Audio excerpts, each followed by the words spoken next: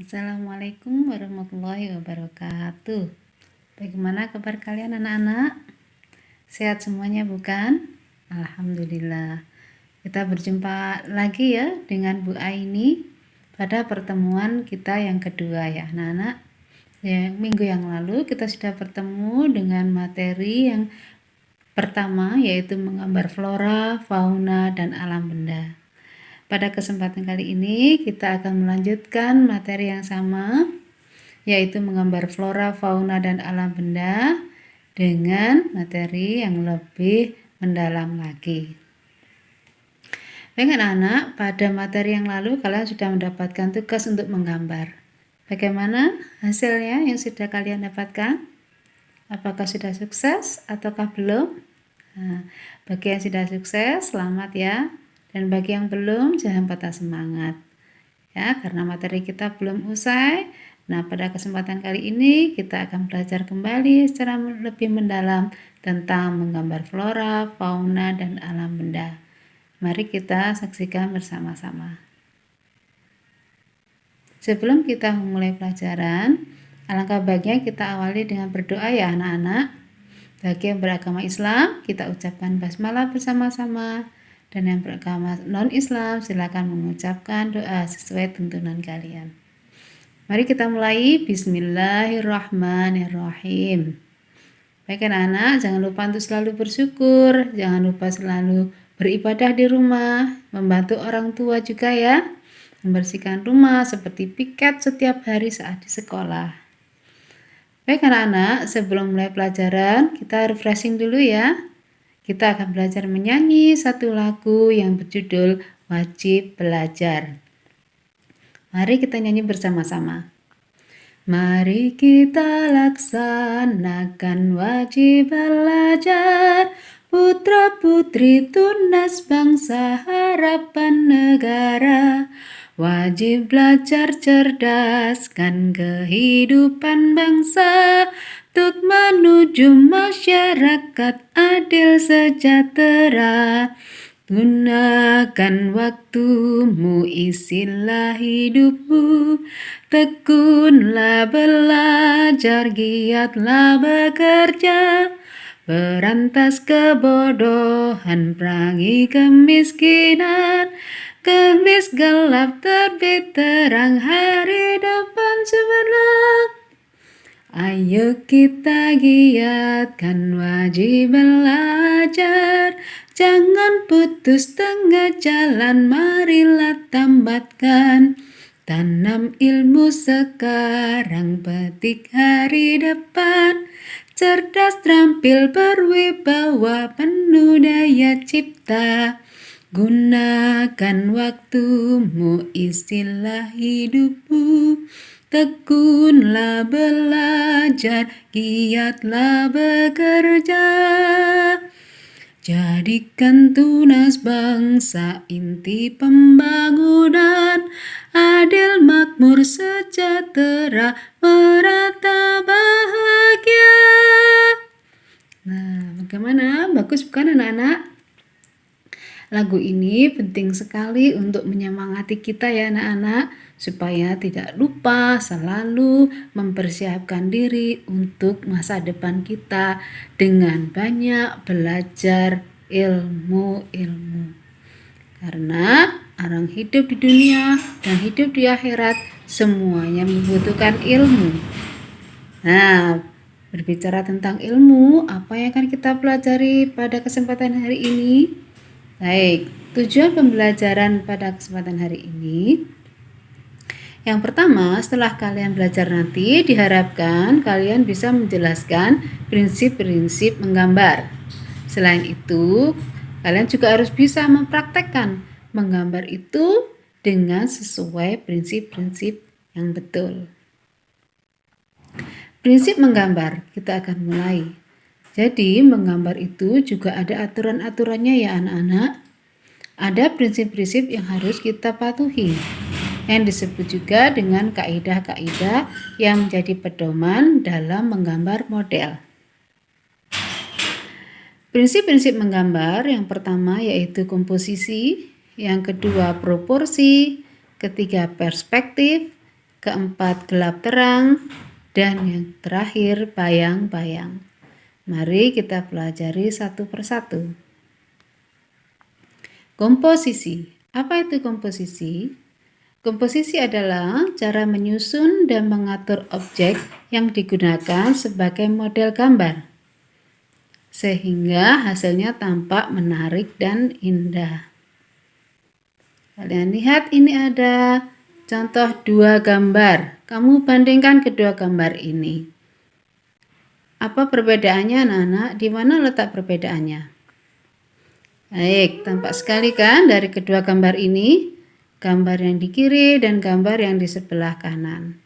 Gambar yang di sebelah kanan itu adalah gambar yang disusun dengan kurang rapi atau kurang tepat. Sedangkan gambar yang kedua, gambar yang sudah disusun lebih rapi. Berbeda sekali kan hasilnya pada saat digambar. Nah, itulah pentingnya bagaimana kita menyusun suatu benda itu dengan baik sebelum digambar. Sama juga pada saat kita berfoto keluarga atau berfoto dengan teman-teman, pasti tidak langsung foto begitu saja, tapi kita atur letaknya, di mana yang tinggi berdirinya, di mana yang kecil duduknya, supaya pada saat difoto semuanya terlihat bagus. Mengerti ya kalian anak-anak tentang komposisi? Jadi cara menyusun atau mengatur objek gambar. Berikutnya yaitu proporsi. Proporsi adalah perbandingan ideal dan harmonis antara bagian-bagian benda yang menjadi objek model gambar yang diamati. Jadi, pada saat kita menggambar, kita harus mengamati betul-betul agar nanti ukuran atau perbandingan pada benda yang kita gambar itu sesuai. Seperti contoh gambar ini, ada cangkir dan ada sendok. Ya, jangan sampai sendoknya dibuat terlalu besar, lebih besar daripada cangkirnya, atau cangkirnya terlalu kecil sekali sehingga tidak seimbang antara cangkir dan sendoknya. Proporsi adalah kesebandingan, keseimbangan, atau kesesuaian bentuk dan ukuran suatu benda antara bagian yang satu dengan bagian yang lain. Ini terlihat jelas apabila kita menggambar beberapa benda ya anak-anak. Di sini ada 3 benda, ada sepatu, ada bola tenis, dan ada kok atau bulu untuk bulu tangkis. Kita lihat perbandingan ukurannya ya, antara sepatu, bola, dan kok. Ya, apabila kita menggambar dengan ukuran yang tepat, maka akan tampak wajar seperti ini. Tetapi apabila kita menggambarnya kurang tepat, sepatunya tampak kecil atau bola tenisnya justru terlalu besar menjadi seperti bola voli. Nah, maka gambarnya akan tampak aneh ya, tampak tidak wajar.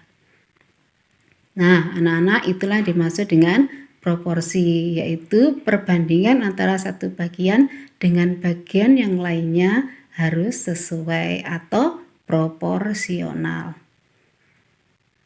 Kita amati lagi, ada ini contoh proporsi. Bagaimana perbedaan antara gambar yang sebelah kiri dan sebelah kanan. Gambar yang sebelah kiri, ya ada yang gambar tomat, ada sawi, ada wortel, ada cabai hijau. Di situ ukurannya sesuai.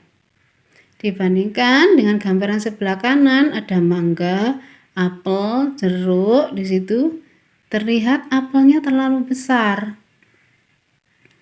Ya, sehingga pada saat dilihat sekilas itu tampak kurang wajar atau aneh ya. Itu diakibatkan karena bentuk ukurannya yang kurang sesuai. Nah, kalian nanti bisa mempraktekannya supaya nanti tidak terjadi ukuran yang tidak sesuai. Berikutnya adalah tentang perspektif. Objek yang digambar hendaknya sesuai dengan keadaan yang sebenarnya. Yaitu misalkan objek gambar yang dekat dengan si penggambar, maka akan kelihatan lebih besar, lebih tinggi, dan lebih jelas. Sedangkan objek gambar yang jauh dari si penggambar akan tampak lebih kecil, lebih pendek, dan kurang jelas. Apa itu maksudnya ya? Nah, ini contohnya. Kalian bisa lihat di sini. Gambar gedung yang paling depan itu karena paling dekat dengan si penggambar, maka akan tampak lebih tinggi, tampak lebih besar, dan tampak lebih jelas. Kita bandingkan dengan gedung yang paling belakang. Ya, itu terlihat semakin jauh, ternyata gedungnya kelihatan semakin kecil, ya, semakin pendek, dan semakin kurang jelas. Nah, itulah yang dimaksud anak-anak dengan perspektif. Jadi saat kita menggambar harus sesuai dengan pandangan mata pada saat kita lihat. Kalau dia memang besar, kita gambar besar. Kalau terlihat kecil, kita gambar kecil. Ada satu lagi contoh perspektif. Ya, kalian lihat di sini ada banyak sekali gambar atau lukisan pohon. Ada pohon yang dekat sekali di sini dengan si penggambar, ada yang di tengah-tengah, dan ada yang paling jauh di sana. Kelihatan sekali bedanya bukan? Pohon yang paling dekat itu tampak sangat tinggi, ya, paling tinggi, paling jelas, dan paling besar. Sedangkan pohon yang paling jauh di sana itu terlihat samar-samar, ya, terlihat sangat kecil dan kurang jelas. Nah, itulah yang anak-anak dinamakan dengan prinsip perspektif. Berikutnya, gelap terang atau half tone. Benda yang terkena sinar akan tampak terang, sedangkan bagian benda yang tidak terkena cahaya akan tampak gelap. Sudah barang tentu demikian ya anak-anak. Di antara bagian terang dan bagian gelap terdapat bagian yang tidak terang dan tidak gelap. Itulah yang dinamakan dengan half tone. Seperti apa anak-anak? Half tone itu? Nah, sekarang coba bandingkan kedua gambar ini. Mana yang lebih tepat untuk half tone-nya? Kalian bisa bandingkan gambar yang sebelah kanan dengan gambar yang sebelah kiri. Nah, pada gambar yang sebelah kanan kalian lihat di situ ada bagian yang putih, itu karena terkena sinar sehingga tampak terang. Sedangkan di sebelah kanannya itu tampak hitam atau gelap, itu karena tidak terkena sinar. Nah, half tone itu terletak di antara yang putih dan yang hitam, atau bagian yang terang dan yang gelap itu, tengah-tengahnya itulah yang dinamakan half tone. Jadi bagaimana kita bisa membaurkan antara bagian yang terang dan yang gelap itu sehingga tampak halus. Itu kita berikan half tone. Sedangkan di gambar bagian kiri itu tidak ada half tone-nya, sehingga terkesan kurang halus, ya. Nah, inilah nanti bentuk half tone yang harus kalian praktekkan pada saat menggambar. Selain gelap terang, ada yang disebut juga dengan bayang-bayang. Peranan bayang-bayang akan menentukan terciptanya kesan realis atau nyata pada hasil gambar. Nah, apakah benar? Nah, kita lihat contohnya. Ada 3 gambar apel. Apel yang kiri, yang tengah, dan yang kanan. Apel yang kiri digambar garis tepinya saja tanpa diberikan bayang-bayang. Sedangkan apel yang di tengah diberikan bayang-bayang tapi agak tipis. Sedangkan yang kanan, gambar ini sama-sama apel tapi diberikan bayang-bayang yang jauh lebih tebal dan jelas. Bagaimana kesannya? Nah, semakin tebal, semakin bagus bayang-bayangnya, gambarnya akan tampak semakin nyata, bukan? Seperti benaran gitu ya, seperti bisa disentuh, diambil.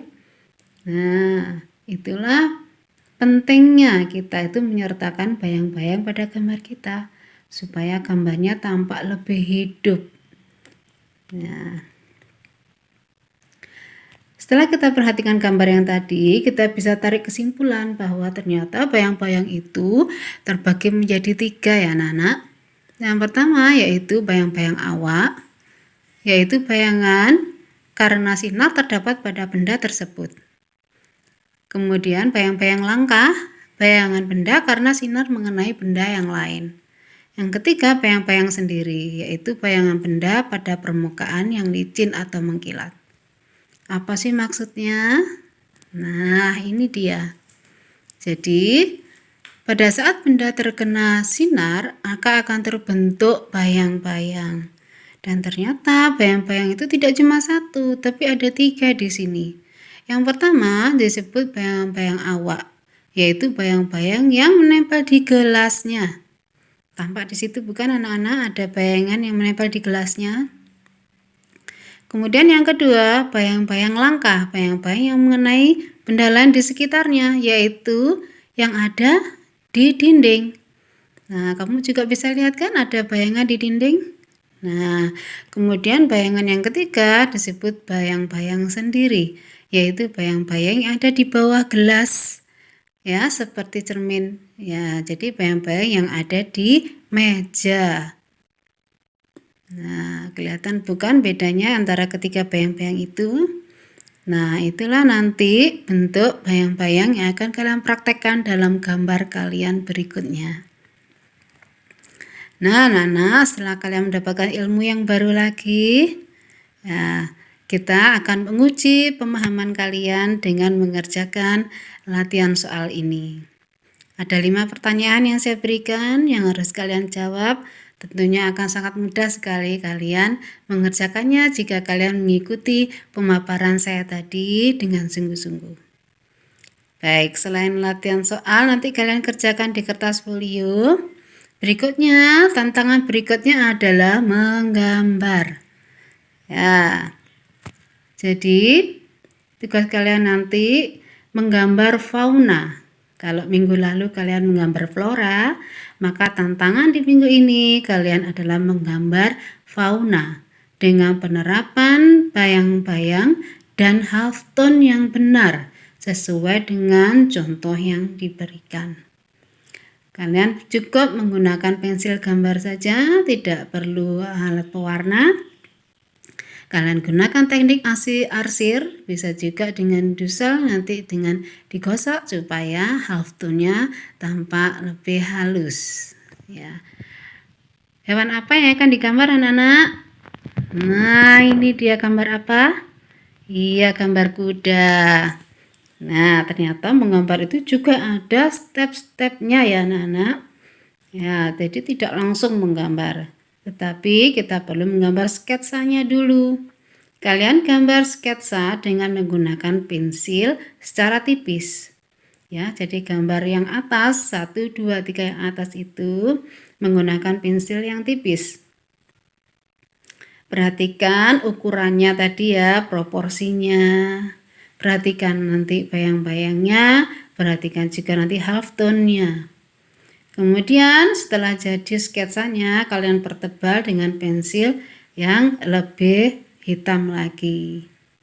Setelah kalian buat bentuk dasarnya seperti ini, tugas kalian berikutnya memberikan bayang-bayang dan half tone. Nah, hasilnya jadi seperti ini. Jadi lebih nyata bukan? Nah, inilah anak-anak tantangan kalian di minggu ini. Tentunya sebagai pembelajar yang baik, setiap kali belajar harus punya progres ya, harus ada peningkatan. Kalau gambar yang kemarin belum terlalu sukses, masih ada kesempatan kalian untuk berusaha kembali. Terus berjuang, pantang menyerah. Tidak ada kata sulit bagi orang-orang yang suka bekerja keras dan pantang menyerah. Oke, anak-anak. Selamat menyelesaikan tantangan kita pada kesempatan ini. Saya doakan kalian selalu menjadi anak-anak yang jujur, anak-anak yang selalu disiplin, dan anak yang selalu tepat waktu dalam mengumpulkan tugas. Mari kita tutup pertemuan kita hari ini dengan bersyukur membaca Alhamdulillahirabbil alamin. Kurang lebihnya Bu Ani minta maaf. Dan terima kasih atas perhatian kalian semua. Assalamualaikum warahmatullahi wabarakatuh.